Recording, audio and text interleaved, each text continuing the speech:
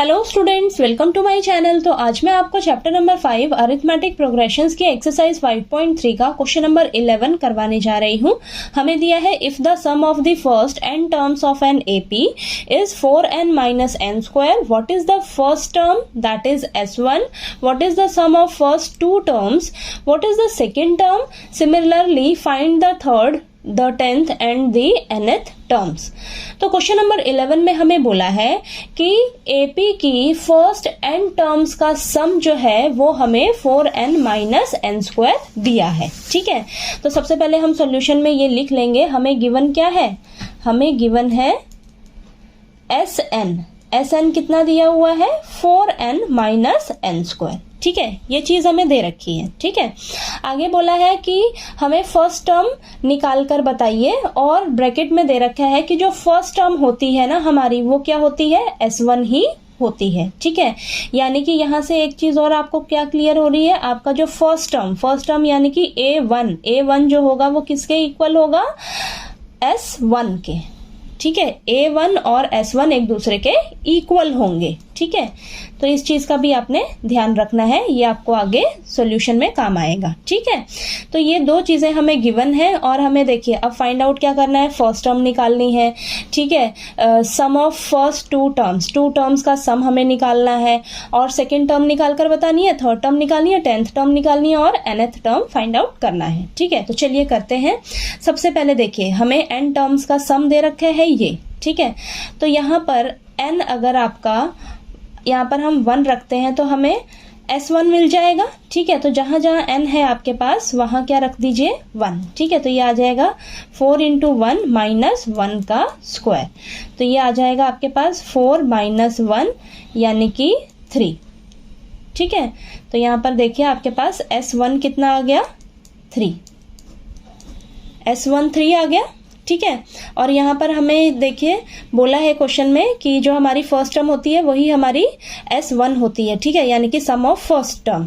ठीक, तो यहाँ पर आपका a1 भी कितना हो जाएगा? 3 हो जाएगा। ठीक है, यानी कि आपकी जो फर्स्ट टर्म क्या हो जाएगी? वो भी 3 हो जाएगी।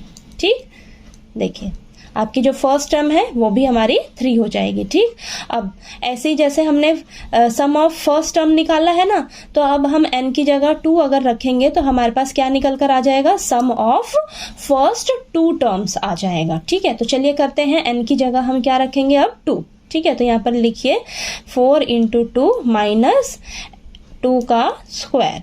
ठीक है, तो ये आ जाएगा 8 माइनस 4 यानी कि सम ऑफ फर्स्ट टू टर्म्स हमारे पास क्या निकल कर आ जाएगा? 4। ठीक है, तो देखिए हमारे पास ये आ गया सम ऑफ फर्स्ट टू टर्म्स कितना आ गया? 4। ठीक है, इतना क्लियर हुआ। तो हमारे पास देखिए फर्स्ट टर्म निकल कर आ गई और फर्स्ट टू टर्म्स का हमने सम निकाल लिया। ठीक है, इतना आ गया हमारे पास। अब हमें सेकेंड टर्म निकालनी है, तो सेकेंड टर्म कैसे निकालेंगे? ध्यान से समझिए। मान लीजिए आपके पास एपी है, एग्जाम्पल लेकर समझाती हूँ मैं। मान लीजिए आपके पास ये एपी है 2, 7, 12, ये आपकी एपी है। ठीक है, तो ये मैं एग्जाम्पल लेकर समझा रही हूँ आपको।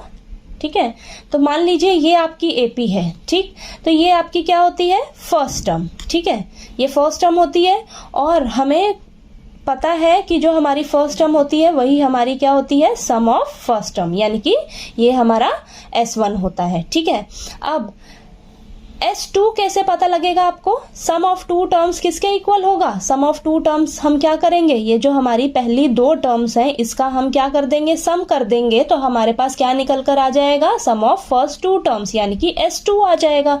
ठीक है, यानी कि s2 किसके इक्वल होगा? हमारा a1 प्लस a2। ये चीज क्लियर हुई या नहीं? ठीक है, तो यहाँ पर देखिए आपका जो सम ऑफ फर्स्ट टू टर्म्स है वो किसके इक्वल होगा? a1 plus a2। ठीक है, अब आपको देखिए आपको पता है a1 का वैल्यू और s2 का वैल्यू पता है। ठीक है, तो यहाँ से इनका वैल्यू रखकर हम ये a2 निकाल सकते हैं, यानी कि हम सेकेंड टर्म फाइंड आउट कर सकते हैं। ठीक है, तो हम ये अब यूज करेंगे यहाँ पर। ठीक है, तो यहाँ पर लिखिए a2 किसके इक्वल हो जाएगा? a1 प्लस a2 के। ठीक है, तो s2 कितना निकला है आपके पास? 4 और a1 कितना है आपके पास? 3 प्लस a2। ठीक है, तो यहां से देखिए आपके पास क्या आ जाएगा? 4 minus 3 is equal to a2, तो a2 का वैल्यू कितना आ जाएगा 1, यानी कि आपके पास सेकेंड टर्म कितनी निकल कर आ गई 1 आ गई, सेकेंड टर्म 1 आ गई। ठीक है, तो यहाँ तक हमारा सॉल्व हो गया क्वेश्चन। अब हमें क्या निकालनी है, थर्ड टर्म निकालनी है। तो देखिए थर्ड टर्म निकालने के लिए आपको डी का वैल्यू अब पता रहना चाहिए, यानी कि कॉमन डिफरेंस आपको मालूम होना चाहिए। ठीक है, फर्स्ट टर्म और कॉमन डिफरेंस अगर आपको पता रहेगा तो आप एपी की कोई सी भी टर्म निकाल सकते हो। ठीक है, तो देखिए आपको फर्स्ट टर्म तो मालूम है लेकिन आपको कॉमन डिफरेंस नहीं पता। ठीक है, तो हम कॉमन डिफरेंस कैसे निकालेंगे, देखिए यहाँ पर हमें a2 का वैल्यू पता लग गया ना, तो यहाँ पर a2 को हम क्या लिख सकते हैं, a प्लस डी। ठीक है, a प्लस डी लिख सकते हैं ना। तो यहाँ पर देखिए a2 की जगह हम 1 रखेंगे और ये a की जगह हम क्या रख लेंगे 3। ठीक है, a यानी कि आपकी फर्स्ट टर्म, ठीक, प्लस d, तो ये आ जाएगा 1 माइनस 3 इज इक्वल टू d। तो d की वैल्यू क्या आ जाएगी आपके पास -2। तो यहाँ पर लिख लीजिए d is equal to -2। D का वैल्यू भी हमें पता लग गया। ठीक है, अब हम क्या करेंगे, फटाफट से ये सभी टर्म्स निकालेंगे जो हमें निकालने के लिए कही गई है। ठीक है, तो हमें थर्ड टर्म निकालने के लिए कहा गया है, तो थर्ड टर्म के लिए फॉर्मूला क्या हो जाएगा, a प्लस 2d। ठीक है, तो फर्स्ट टर्म हमारी क्या है 3 प्लस 2 इंटू डी कितना है -2, तो ये आ जाएगा 3 माइनस 4 यानी कि -1। ठीक है, तो आपके पास थर्ड टर्म कितनी निकल कर आ गई -1। नेक्स्ट आपको क्या निकालना है, टेंथ टर्म निकालनी है। तो टेंथ टर्म के लिए फॉर्मूला हो जाएगा a प्लस 9d। ठीक है, तो ये a की वैल्यू 3 है प्लस 9 इंटू -2, तो ये आ जाएगा आपके पास 3 माइनस 18। ठीक है, तो ये आ जाएगा आपके पास a10 कितना आ जाएगा -15। ठीक है, तो ये a10 यानी कि टेंथ टर्म कितनी निकल कर आ गई आपके पास -15। ठीक है, नेक्स्ट हमें क्या निकालना है, nth टर्म निकालनी है, यानी कि an फाइंड आउट करना है। तो an के लिए फॉर्मूला आपके पास क्या है, a plus n minus 1 into D. a कितना है आपके पास 3 प्लस n की जगह n ही रखेंगे -1 इंटू डी की जगह हम -2 रखेंगे। d का वैल्यू -2 आया है ना।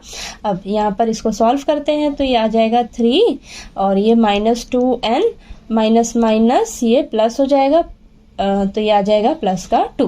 ठीक है, तो यहाँ पर हमारे पास an की वैल्यू क्या आ जाएगी, 3 + 2 5 माइनस 2n।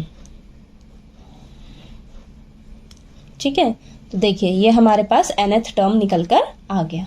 ठीक है, तो देखिए आपके पास सभी का वैल्यूज निकल कर आ गया जो जो क्वेश्चन में आपको बोला गया था निकालने के लिए। ठीक है, तो ये क्वेश्चन नंबर 11 जो है वो आपको अच्छे से क्लियर हो गया होगा। ठीक है, कहीं कोई डाउट आया आपको तो प्लीज़ आप मेरे से पूछिएगा, और अगर आपको मेरा वीडियो अच्छा लगे तो प्लीज़ मेरी वीडियो को लाइक कीजिए, शेयर कीजिए और ज़्यादा से ज़्यादा सब्सक्राइब कीजिएगा मेरे चैनल को। Thank you so much.